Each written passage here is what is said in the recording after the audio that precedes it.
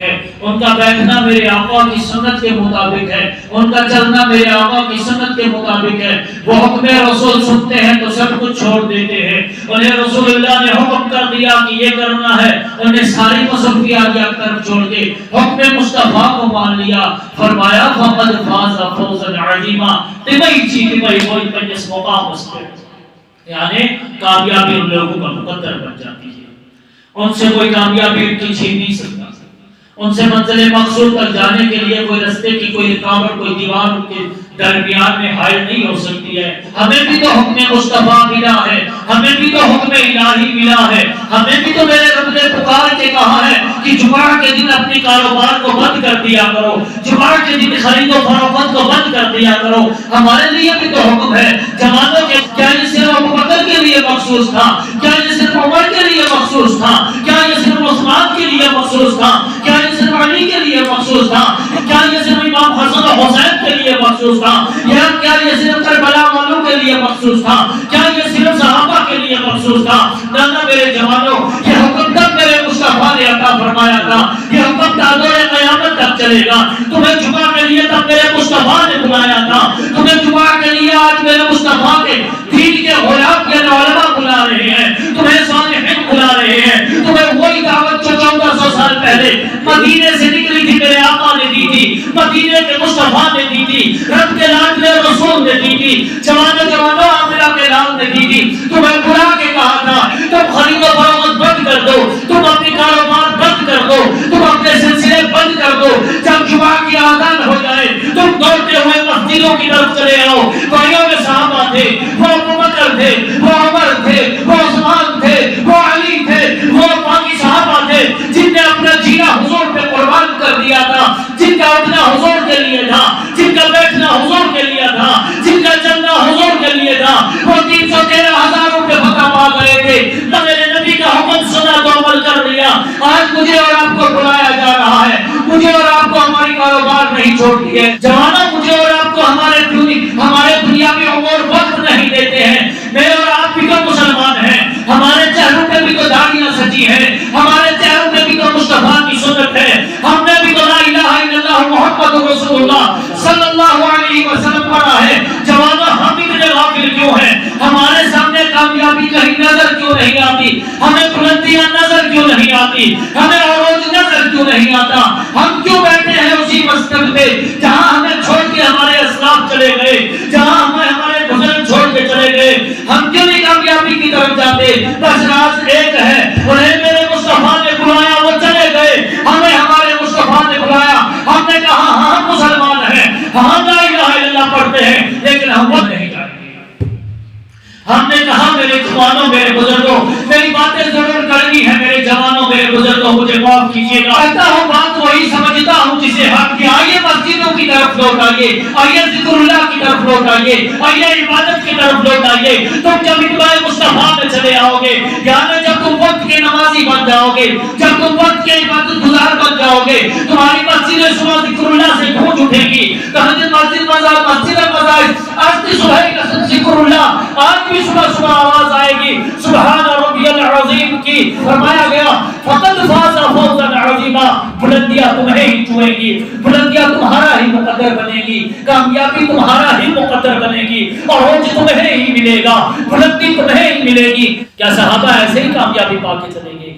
ابو بکر ایسے ہی بن گئے، عمر ایسے ہی بن گئے۔ اللہ نے عرش اعظم سے حکم فرمایا لا ترفعوا اصواتکم فوق صوت النبی، تمہیں اجازت نہیں ہے کہ تم رسول اللہ کے آواز سے بلند اپنی آواز کو کرو۔ صحابہ نے اپنے دہنوں کے اندر پتھر بھر لیے۔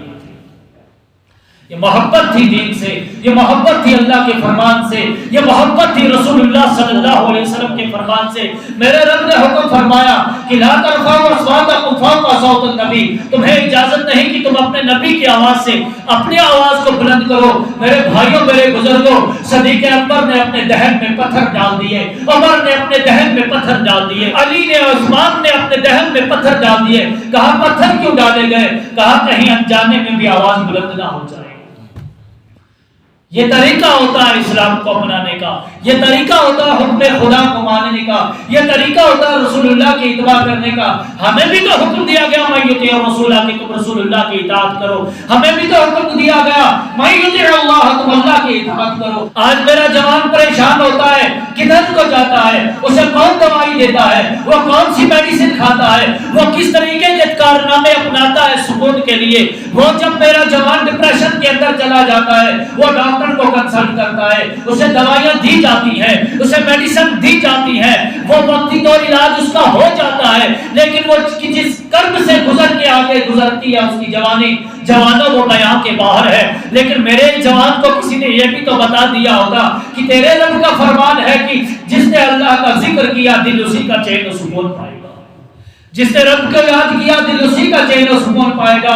ایک دوا تجھے تیرا ڈاکٹر دے رہا ہے، ایک دوا تجھے تیرا رب دے رہا ہے، ایک دوا کھا کے تو نشے کی لت میں جا رہا ہے، ایک دوا کھا کے تو اللہ کے قریب جا رہا ہے، ایک دوائی دے رہا ہے تو میرے جوان جسے کھا کے تو معاشرے کا سب سے نیچ شخص بن رہا ہے، تجھے ہر دیکھنے والا دوسری نگاہ سے دیکھتا ہے یہ کہاں سے آیا، اور ایک دوا تجھے قرآن دے رہا ہے، ایک دوا تجھے اللہ کی کتاب دے رہی ہے۔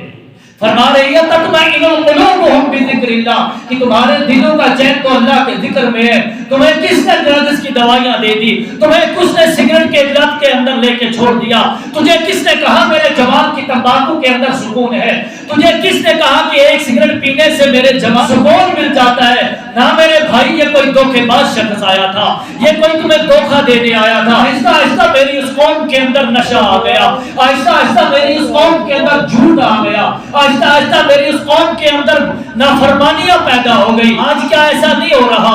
کیا میرے جوانوں کے بیچ بیٹھ کے میرا جوان سگریٹ نہیں پیتا؟ کیا ایک سے دوسرا یہ عادت نہیں پاتا؟ میرے مصطفیٰ نے فرمایا تھا نا، فرمایا کہ تمہارا دین تمہارے دوست کے دین پہ ہے، تمہارا دوست جیسا ہوگا تمہارا دو دین ویسا ہوگا۔ جوانوں، میرا دوست کیسا ہے؟ جس کے ساتھ میرا یارانہ ہے، میں سوچوں گا کہ میرا یارانہ کس کے ساتھ ہے، میرا اٹھنا کس کے ساتھ ہے، میرا بیٹھنا کس کے ساتھ ہے۔ کہیں میرا یارانہ اس کے ساتھ تو نہیں جو ماں باپ کا نافرمان ہے، کہیں میرا یارانہ اس کے ساتھ تو نہیں جو سگریٹ نویشی کرتا ہے، کہیں میرے وقت کے نوجوانوں، میرے وقت کے والدینوں، تم بھی تو دیکھو، کہیں تمہاری اولاد ان لوگوں کے ساتھ تو نہیں بیٹھتی ہے جو شام کو مغرب اذان کے وقت چوراہے پہ کھڑے ہو کے 4-10 نوجوان سگریٹ پیتے ہیں، کہیں تمہارے بچے ان کے ساتھ تو نہیں بیٹھے ہیں جو لوگ مغرب کو مسجدوں میں آ جائے وہ شراب کے اڈوں پہ چلے جائیں، کہیں تمہارے نوجوان ان نوجوانوں کے ساتھ نہیں ہے۔ اگر ان کے ساتھ ہیں تو پھر جان لو میرے جوانوں کہ تمہارا فیوچر بہت خطرے میں ہے، تمہارا آنے والا دور بہت خطرے میں ہے، تمہارے آنے والے ایام بہت خطرے میں ہے۔ اگر تم فتح چاہتے ہو، تم کامیابی چاہتے ہو، تم چاہتے ہو کہ تم عروج کی طرف چلے جاؤ، تم پھر نصرت کی طرف چلے جاؤ، تمہارے اندر کوئی طارق بن زیاد پیدا ہو جائے، تمہارے اندر کوئی صلاح الدین ایوبی پیدا ہو جائے، کوئی محمد زکریا ملتانی پیدا ہو جائے، تمہارے اندر کوئی داتا علی حجویری پیدا ہو جائے، تم چاہتے ہو تمہارے اندر کوئی معین الدین پیدا ہو جائے، تم چاہتے ہو تمہارے اندر کوئی امیر کبیر پیدا ہو جائے، تم چاہتے ہو تمہارے اندر کوئی شاہ ہمدان دوسرا آ جائے، اگر میرے قوم کے بزرگوں اور جوانوں تم چاہتے ہو کہ تمہارے اندر کوئی صالحین کی جماعت تیار ہو جائے تو تمہیں دیکھنا ہوگا کہ تمہارا معاشرہ، تمہیں دیکھنا ہوگا تمہارے بزرگ کدھر جا رہے ہیں، ہمیں دیکھنا ہوگا ہمارے جوان کدھر جا رہے ہیں، ہماری آنے والی